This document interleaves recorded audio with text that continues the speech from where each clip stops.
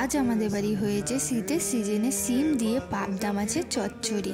সবার প্রথমে গ্যাসটিকে ধরিয়ে নেব, কড়াইটিকে বসিয়ে কড়াইটি গরম হয়ে গেলে তার মধ্যে সামান্য একটু তেল দিয়ে দেবো। তারপরে আমরা পাবদা মাছটিকে মেখে রেখেছিলাম লবণ হলুদ আর সামান্য একটু তেল দিয়ে, যাতে মাছটা তেলে দিলে না ফোটে। মাছগুলো ছাড়া হয়ে গেলে তারপরে আমরা ভালো করে মাছগুলোকে ভেজে নেব।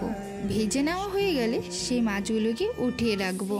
তারপর আমরা মিক্সচার মেশিনে সাদা সর্ষে এবং লাল সর্ষে দিয়ে দুটো লঙ্কা দিয়ে সামান্য জল দিয়ে মিক্সচার মেশিনে মশলা করে নেব। তারপর কড়াইয়ের মধ্যে কালো জিরা দিয়ে সিম দিয়ে ভালো করে নেড়ে চেড়ে নেব।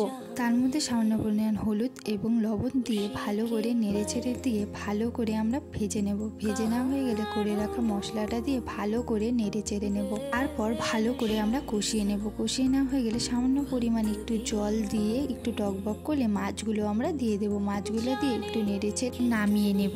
তাহলে আমাদের রেডি হয়ে গেল সিম দিয়ে পাবদা মাছের চচ্চড়ি, যেটি খেতে আমার খুবই ভালো লেগেছে।